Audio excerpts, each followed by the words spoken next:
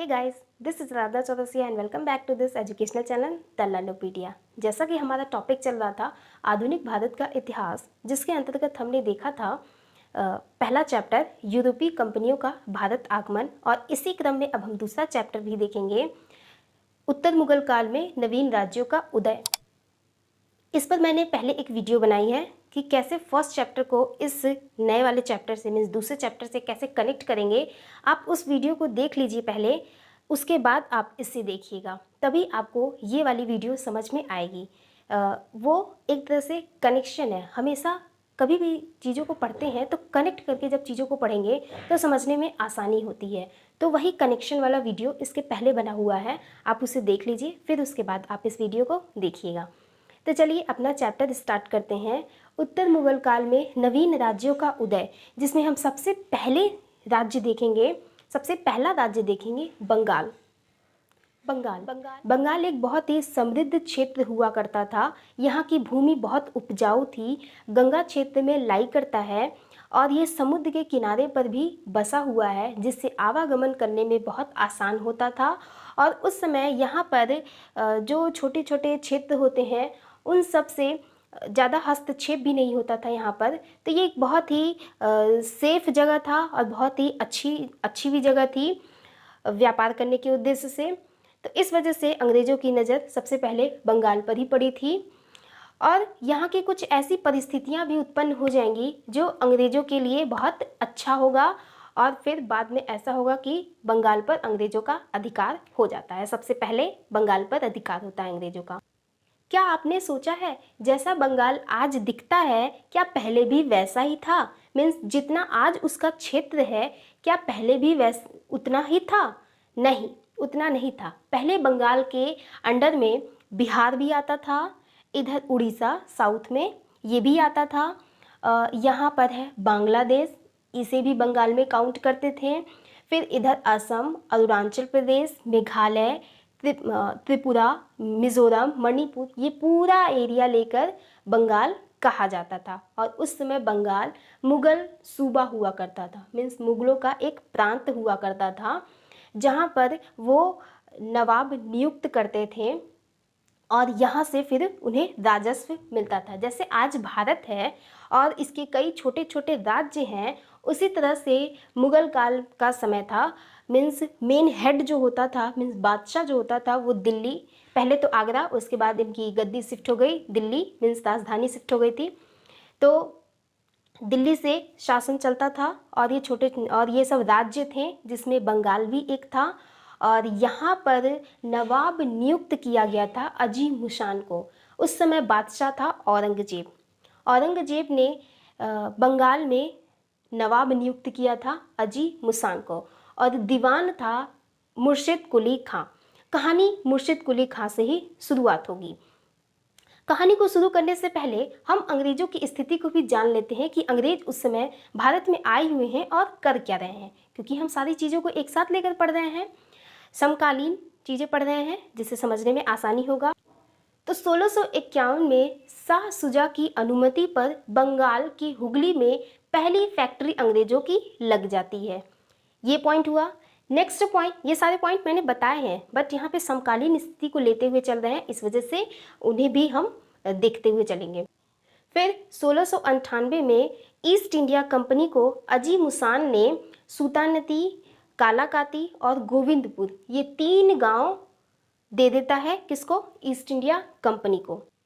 अब 1707 में औरंगजेब की मृत्यु हो जाती है। तो इतने पॉइंट समझ में आए, ये 3 ही पॉइंट हैं, 1651, 1698 और औरंगजेब की मृत्यु 1707 में। समझ में आया इतना? अब इसके बाद अपनी कहानी की ओर चलते हैं। मुर्शिद कुली खां, जिसे औरंगजेब दीवान नियुक्त किया हुआ है। धीरे धीरे समय बढ़ेगा, अब बादशाह बनेगा फर्रुख सियर। फर्रुख सियर क्या करेगा? मुर्शिद कुली खां को नवाब बना देगा बंगाल का। नवाब बिन जो सबसे ऊंचा पद होता था, मीन्स एक तरह से अगर बादशाह यहाँ पर है तो समझिए राज्य का मुख्यमंत्री होता है ना सबसे ऊंचा पद, तो बस वही नवाब होते थे। तो मुर्शिद कुली खां नवाब बना हुआ है। किसने बनाया है? फर्रुख सियर ने। और मुर्शिद कुली खां सबसे अंतिम सूबेदार होता है जिसे फर्रुख सियर नियुक्त किया रहता है। ये बहुत से अच्छे काम करता है। ये कृषि में सुधार करता है, मीन्स कृषकों को तकावी ऋण देता है। इसके अंतर्गत ये था कि अगर कोई किसान गरीब है, पैसे नहीं है उसके पास, तो उन्हें पहले से ऋण देता था कि जाओ तुम अपना काम कर लो, उसके बाद जब तुम्हारे पास पैसे होंगे तब मुझे वापस कर देना। तो इस तरह की व्यवस्था उसने की थी। दूसरा, उसने जमींदारी व्यवस्था की थी, मीन्स कुछ भूमि को वो खालसा भूमि बना देता था और वहाँ पे इजारा व्यवस्था लागू की थी। इसके अंतर्गत क्या था कि ठेके पर राजस्व वसूला जाता था। इसके बाद शाही फरमान इसी के टाइम पर जारी हुआ था। शाही फरमान के अंतर्गत क्या था कि बंगाल में मुक्त व्यापार होगा अंग्रेजों के द्वारा। इसके बाद सूरत में उनकी फैक्ट्री लगेगी, सूरत में गुजरात में। और तीसरा कि जो अंग्रेजों के द्वारा बॉम्बे में सिक्के ढाले जाते थे वो अब पूरे मुगल प्रांत में चल सकते हैं। तो ये 3 बातें थी। हमें पहले वाले पॉइंट को देखना है कि बंगाल में अब मुक्त व्यापार करेंगे 3000 वार्षिक कर पर। इतने पॉइंट समझ में आए। इसके बाद ये अपनी राजधानी को, मीन्स उस समय राजधानी बंगाल की हुआ करती थी ढाका। ये क्या करता है, राजधानी ढाका से मुर्शिदाबाद ट्रांसफ़र कर देता है। मुर्शिदाबाद हो गई, अपने नाम पर मुर्शिद कुली खां के नाम पर रख देता है मुर्शिदाबाद, राजधानी हो गई। इसके बाद आएगा इसका दामाद सुजाउद्दीन, जो 1727 से 39 तक रहता है। सुजाउद्दीन के बारे में बस एक पॉइंट याद रखिए कि सुजाउद्दीन अलीवर्दी खां को बंगाल नहीं बिहार का नवाब बनाया रहता है।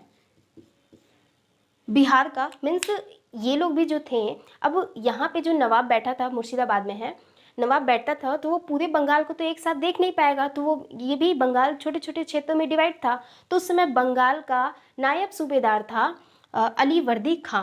कौन नियुक्त किया जाता है, सुजाउद्दीन।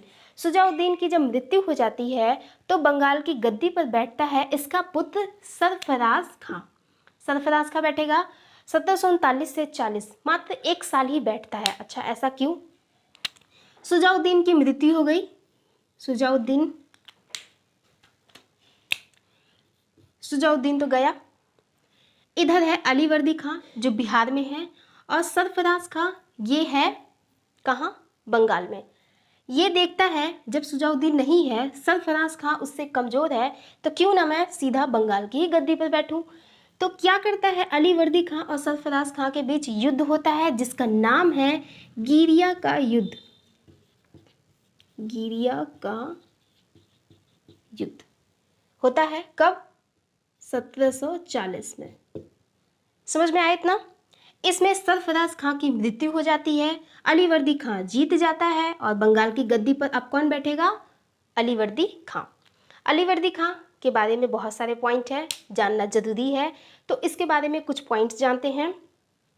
ये क्या करता है, 2 करोड़ राशि देकर, मीन्स बंगाल के जो उस समय बादशाह होते हैं उन्हें 2 करोड़ राशि देकर बंगाल की गद्दी को स्थायी कर लेता है। मीन्स अब बंगाल की गद्दी पर सिर्फ यही बैठेगा। कहता था कि बंगाल अब मेरा है, इस पर अब कोई और नहीं बैठ सकता है। मीन्स बादशाह अब किसी और नवाब को नियुक्त नहीं करेंगे। समझ में आया इतना? इसके बाद मुगलों को ये राजस्व देना भी बंद कर देता है, पूरी तरह से स्वतंत्र कर लेता है स्वयं को। अब ये मुगल को राजस्व नहीं देगा, मीन्स मुगल का नाम तो रहेगा लेकिन उन्हें राजस्व नहीं देगा। इसके समय पर मराठा राज्य था, मराठा के जो लोग थे वो बहुत हस्तक्षेप किया करते थे। यहाँ पर उड़ीसा के जगह पर मराठों का बहुत हस्तक्षेप हुआ करता था, जिससे ये काफ़ी परेशान हुआ। एट लास्ट संधि होती है अलीवर्दी खां और मराठा के बीच कि उड़ीसा का जो क्षेत्र है वो अब मराठों के पास चला गया है, और फिर चौथ देने की बात की जाती है। चौथ एक तरह का कद रहता है। समझ में आया इतना? अलीवर्दी खां ने अंग्रेजों की तुलना मधुमक्खी के छत्ते से की है। अच्छा, मधुमक्खी के छत्ते से के समान क्यों बताया अंग्रेजों को? कहा है कि अंग्रेजों को तुम जितना छेड़ोगे वे तुम्हें उतना परेशान करेंगे, इसलिए वो जो करते हैं चुपचाप उन्हें करने दो, और उनके साथ अगर मिलजुल के रहोगे तो वो तुम्हें धन देंगे, पैसा देंगे, तुम्हारे साथ अच्छा व्यवहार करेंगे। तो इसलिए उन्हें मत छेड़ो, वो जो कर रहे हैं करने दो। किसने कहा है ऐसा? अलीवर्दी खां ने कहा है। मधुमक्खी के छत्ते के समान अंग्रेज हैं। समझ में आया इतना? इसके बाद अलीवर्दी खां की 3 पुत्रियां रहती हैं। यहाँ मैंने लिखा ही नहीं। 3 पुत्रियां रहती हैं। पहली का विवाह वो ढाका में करता है, दूसरी का विवाह वो पूर्णिया में करता है, और तीसरी जो सबसे छोटी रहती है, सबसे छोटी बेटी अमीना बेगम, इसका विवाह करता है पटना में। इससे एक पुत्र होता है और उसका नाम रहता है सिराजुद्दौला। सिराजुद्दौला का नाम आप लोगों ने सुना होगा, काफ़ी फेमस नाम है बंगाल के लिए। ये रहता है 1756 से 1757 तक, मात्र 1 साल रहता है, और 1 साल में ही बहुत बड़ा युद्ध होता है। कौन सा युद्ध है? प्लासी का युद्ध होगा, अभी हम आगे देखेंगे। पहले थोड़ा सिराजुद्दौला के बारे में जान लेते हैं। सिराजुद्दौला 3 लोगों को पसंद नहीं करता था। अच्छा, कौन से 3 लोग थे वो? पहले उसकी मौसी थी घसीटी बेगम, उन्हें नहीं पसंद करता था। दूसरा पूर्णिया का नवाब था शौकत जंग, उसे भी नहीं पसंद करता था। और तीसरे थे अंग्रेज। इन 3 लोगों को वो बिल्कुल भी पसंद नहीं करता था। अंग्रेजों को तो खासकर नहीं पसंद करता था। 1756 में मनिहारी का युद्ध होता है, जिसमें वो शौकत जंग को मार देता है। शौकत जंग पूर्णिया का नवाब रहता है, उसे मार देता है। अब सिराजुद्दौला नवाब बना हुआ है, गद्दी पर बैठा हुआ है बंगाल में। उधर यूरोप में सप्तवर्षीय युद्ध चल रहे हैं। अब इधर फ्रांसीसी और अंग्रेज डरे हुए हैं कि वहाँ के युद्ध का असर इधर भारत में ना पड़े, इधर भारत में कहीं युद्ध ना होने लगे, फिर हम क्या करेंगे। तो वो क्या किए, किलेबंदी करना शुरू कर दिए।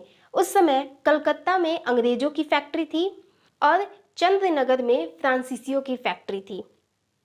तो जब सिराजुद्दौला ने देखा कि ये लोग किलेबंदी कर रहे हैं, तो उसने मना किया, कहा कि किलेबंदी मत करो। फ्रांसीसी तो मान गए, ठीक है नहीं करेंगे, लेकिन अंग्रेज बोले हम तो करके रहेंगे किलेबंदी, तुम्हें जो करना है कर लो, हम तुम्हारी बात नहीं मानेंगे। अब सिराजुद्दौला को इस बात पे आया गुस्सा। उसने क्या किया, 4 जून 1756 को कासिम बाजार पर हमला किया और उसे अपने अंडर में ले लिया। कासिम बाजार से वे कपड़े का व्यापार किया करते थे अंग्रेज, उसे अपने अंडर में ले लिया। फिर 16 जून 1776 को कलकत्ता पर आक्रमण कर देता है। कासिम बाजार तो गया, कलकत्ता पर आक्रमण कर देता है। 5 दिन का घेरा बना के रखा रहता है और 20 जून 1756 को कलकत्ता पर अधिकार कर लेता है। कलकत्ता का फोर्ट विलियम, जहाँ पे इनकी फैक्ट्री रहती है, फोर्ट विलियम, उस पर अधिकार कर लेता है। और अंग्रेज वहाँ से भागकर बे ऑफ बंगाल में फुल्टा द्वीप रहता है एक छोटा सा, वहाँ जाकर ये शरण लेते हैं। यहीं पर एक अंग्रेज J.Z. हॉलवेल ने इसे ब्लैक होल की घटना बताई है। ये कोई प्रमाणित घटना नहीं है, अभी तक प्रमाणित नहीं है ये। इस घटना में उन्होंने बताया है कि फोर्ट विलियम में उस समय 146 अंग्रेज थे। नवाब उन सभी को कैद कर लेता है, काफ़ी दिनों तक वो कैद रहते हैं। जब उन्हें खाना पानी वहाँ पे नहीं मिलता है, एक तरह से काल कोठरी में सब बंद रहते हैं, खाना पानी नहीं मिलता है उन्हें, तो सबकी मृत्यु हो जाती है। मात्र 23 अंग्रेज बचते हैं। तो इस तरह की घटना बताई है किसने? J.Z. हॉलवेल ने। ये प्रमाणित नहीं है। तो खैर अपनी कहानी पर आते हैं। अंग्रेज फुल्टा द्वीप पर भागकर शरण लेते हैं। ये बात क्लाइव को पता चलती है। क्लाइव उस समय मद्रास के कार्यों में व्यस्त रहता है। क्लाइव को पता चली, वो वॉटसन के साथ, मीन्स वॉटसन और सेना, 3 लोग, क्लाइव, वॉटसन और प्लस सेना, ये तीनों मिलकर बंगाल आते हैं और सिराजुद्दौला को पकड़ते हैं। पकड़ा और फिर बोलते हैं कि चलो मेरे साथ अबाली नगर की संधि करो। अच्छा, अब इस संधि में क्या है? तो संधि में ये रहता है कि अंग्रेज अब किले बंदी भी करेंगे, सिक्के भी ढालेंगे। पहले उनके सिक्के बॉम्बे में ढलते थे, अब वो बंगाल में भी ढालेंगे। इसके बाद बंगाल से वो अब पूरी तरह से मुक्त व्यापार करेंगे, कोई कर भी नहीं देंगे। ये 3 संधि होती है जिसमें सिराजुद्दौला का बहुत अपमान होता है। मीन्स सिराजुद्दौला के साथ ये अपमानजनक संधि की जाती है। इसमें रॉबर्ट क्लाइव तो समझ जाता है कि सिराजुद्दौला के साथ ये अपमानजनक संधि हुई है, ये दोबारा आ सकता है, जरूर आएगा ये। तो वो क्या करता है, जो बंगाल के आसपास के क्षेत्र होते हैं उन सभी को अपनी तरफ कर लेता है। जैसे सिराजुद्दौला को नहीं पसंद थी घसीटी बेगम, शौकत जंग को तो पहले ही मार दिया सिराजुद्दौला ने। तो शौकत जंग के जितने भी हित मित्र होते हैं उन सबको अंग्रेज अपनी तरफ कर लेते हैं, घसीटी बेगम को भी अपनी तरफ कर लेते हैं। इसके बाद मीर जाफ़र जो उसका सिराजुद्दौला का मंत्री रहता है, सबसे बड़ा मंत्री, दीवान एक तरह से कहें। फिर जगत सेठ, अमीर चंद, राय दुर्लभ, इन सभी को अंग्रेज अपनी तरफ कर लेते हैं। 23 जून 1757 को प्लासी का युद्ध होता है। प्लासी 1757 में, जिसमें अंग्रेजों की जीत होती है। अंग्रेजों की तरफ से रॉबर्ट क्लाइव लीड करता है, वो जीत जाता है, सिराजुद्दौला हार जाता है और फिर यहीं से बंगाल की लूट प्रारंभ होती है। मीन्स अब बंगाल पर अंग्रेजों का अधिकार होने लगता है। अब बंगाल में नवाब वो नया नया बनाते हैं मीर जाफ़र को। मीर जाफ़र पहले से ही अंग्रेजों की तरफ रहता है। मीर जाफ़र को वो बंगाल का नवाब बना देते हैं। पहले वो क्या था, सिराजुद्दौला का मंत्री था, उसके बाद अब ये बंगाल का नवाब बन गया। तो बंगाल का जब ये नवाब बना है तो अंग्रेजों की कठपुतली बन के रहेगा। अंग्रेज जो कहेंगे वही वो करेगा। अंग्रेज बोलेंगे खड़े हो जाओ तो खड़े होगा, अंग्रेज बोलेंगे बैठो तो बैठ जाओ। तो इस तरह की कठपुतली वो बन चुका रहता है। अब यहीं से शुरू होती है बंगाल की लूट। मीन्स बंगाल की लूट अब यहीं से प्रारंभ होगी। और कौन है, मीर जाफ़र। मीर जाफ़र 24 परगना क्षेत्र अंग्रेजों को दे देता है। अब भारत में ब्रिटिश प्रभुसत्ता की स्थापना हो जाती है, इसका सूत्रपान हो चुका है। आगे कहानी में बढ़ते हैं। 25 फरवरी 1760 को क्लाइव वापस चला जाता है, मीन्स इंग्लैंड वापस चला जाता है। इसके बाद समय बीतता है, मीर कासिम यहाँ का नवाब बनता है। मीर कासिम कौन रहता है, ये सरफराज खां का दामाद रहता है। अब देखिए इसमें मुर्शिद कुली खां तो मैंने बताया, इधर सुजाउद्दीन की मृत्यु हो चुकी है। सरफराज खां ये सुजाउद्दीन का पुत्र है, ये अलीवर्दी खां को बनाए हैं। इसके 3 बेटियां रहती हैं। सिराजुद्दौला सबसे छोटी बेटी से पुत्र होता है सिराजुद्दौला से वही प्लासी का युद्ध होगा अंग्रेजों के साथ। मीर जाफ़र अभी बना हुआ है, 1757 से 60 तक ये रहता है।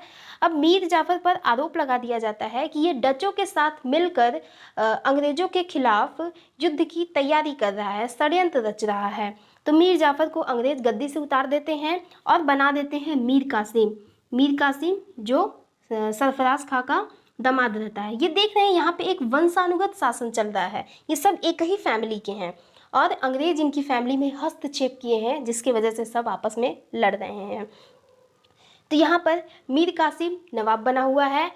देखा जाए तो मुर्शिद कुली खां के बाद मीर कासिम ही सबसे अच्छा नवाब रहता है। पहले मुर्शिद कुली खां, इसने बहुत अच्छा काम किया, फिर इसके बाद मीर कासिम, ये भी अच्छा काम करता है। ये अंग्रेज़ों के साथ रहना नहीं चाहता था, इसे अंग्रेज पसंद नहीं थे। ये क्या करता है, इसे षड्यंत्रकारी माहौल पसंद नहीं था। उस समय राजधानी रहती है मुर्शिदाबाद, ये क्या करता है, राजधानी मुंगेर ट्रांसफ़र कर लेता है, स्थानांतरित कर लिया। अब ये मुंगेर में रहता है। क्यों चला जाता है, क्योंकि इधर कासिम मजार है, इधर कोलकाता है, इधर मुर्शिदाबाद है। तो यहाँ पर काफ़ी षड्यंत्रकारी माहौल था और इसे शांति पसंद थी, तो राजधानी ट्रांसफ़र कर लिया मुंगेर इस समय बिहार में लाई करता है। तो इतनी बातें समझ में आई। अब देखते हैं आगे। पटना में एक किला था, वहाँ पर मुख्य था, मीन्स हेड था वहाँ का एलिस। वो क्या करता है, पटना के किला पर धावा बोल देता है। मुख्य तो रहता है लेकिन पटना के किला पर धावा बोल देता है कि वो पूरा किला मेरा हो जाए। अब ये बात इधर मीर कासिम को पता चलती है कि पटना पर एलिस ने आक्रमण बोल दिया है और उसे अपने अंडर में ले लिया है। मीर कासिम तुरंत पहुंचता है पटना और एलिस को मारकर पटना का किला अपने अंडर में ले लेता है। ये बात अब अंग्रेजों को नहीं पसंद आती है कि एलिस जो कि मेरा अधिकारी था, मेरा आदमी था, उसे मार दिया मीर कासिम ने। तो ये मीर कासिम को तुरंत गद्दी से उतार देते हैं कि नहीं, ऐसा नवाब नहीं चाहिए जो हमारे बात को मना करे, जो उनके साथ रहे। जैसे मीर जाफ़र उनके साथ रहता था, उनके साथ कठपुतली की तरह काम करता था, तो मीर जाफ़र को वो पसंद करते थे। फिर वो मीर कासिम को हटा देते हैं, फिर वापस से मीर जाफ़र को गद्दी पे बैठा देते हैं। पहले हटाया था क्यों, क्योंकि इसे लगता था कि कि अंग्रेजों के साथ डचों के साथ मिलकर षड्यंत्र कर रहा है। फिर मीर जाफर आता है 1763 से 65 तक रहता है, 2 साल रहेगा। इसी बीच जो मीर कासिम को ये गद्दी पर से हटाए हुए हैं, ये आग बबूला हुआ है, गुस्सा हुआ है कि कुछ किया भी नहीं और इसे गद्दी पर से हटा दिया गया। ये पहुंचता है अवध, ये बंगाल है, इसी के बगल में राज्य था अवध। अवध का नवाब रहता है उस समय शुजा-उद-दौला और वहीं पर मुगल बादशाह भी आए रहते हैं, शाह आलम द्वितीय। ये 2 लोग रहते हैं, मीर कासिम भी वहीं पहुंचता है, ये सारी बातें बताता है। तो ये तीनों की संयुक्त सेना बनती है और इधर ईस्ट इंडिया कंपनी से हेक्टर मुनरो लीड करता है। आगे चलकर फिर बक्सर का युद्ध होता है जो 22 अक्टूबर 1764 को होगा। इधर 3 लोग हैं, कौन कौन है? अवध, शुजा-उद-दौला, फिर मुगल से शाह आलम द्वितीय और Mir Qasim.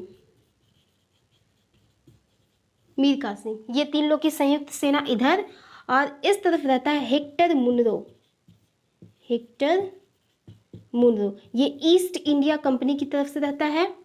East India company, ये इन सब के बीच युद्ध होता है जिसमें हेक्टर मुनरो जीत जाता है और मीर कासिम भाग जाता है दिल्ली। वहाँ पर इसकी मृत्यु हो जाती है 1777 में। फिर मीर जाफ़र 1765 में मर चुका है, 65 तक है ना यहाँ पे, 65 में मीर जाफ़र मर चुका है, 1777 में मीर कासिम भी मर जाता है। अब ये सब खत्म हो चुके हैं, अब अंग्रेज पूरी तरह से स्वतंत्र हो चुके हैं, अब वो जिसे चाहे उसे बना सकते हैं। तो मीर जाफ़र का पुत्र रहता है नज्म-उद-दौला, ये गद्दी पे बैठता है, ये अभी नाबालिग रहता है। तो जब नाबालिग है अंग्रेजों के लिए तो और अच्छा है, बस ये नाम मात्र के लिए नवाब बन के बैठा हुआ है, सारे काम जो होते हैं वो अब अंग्रेज करते हैं। बक्सर युद्ध के बाद अंग्रेजों का बंगाल पर पूरी तरह से अधिकार हो जाता है और इसी युद्ध के बाद लॉर्ड क्लाइव अगेन भारत में आता है, बंगाल का गवर्नर बनकर आएगा ये, और आते आते ये इलाहाबाद की संधि करता है। इलाहाबाद की संधि, 2 संधियां हैं इलाहाबाद की संधि में, जिसमें पहली संधि होती है 12 अगस्त 1765 को। इसके अंतर्गत ये रहता है कि बंगाल, बिहार, उड़ीसा का दीवानी अधिकार अब अंग्रेजों का होगा। फिर शाह आलम द्वितीय पहला पेंशनर अधिकारी बनता है, अधिकारी नहीं, बादशाह बनता है।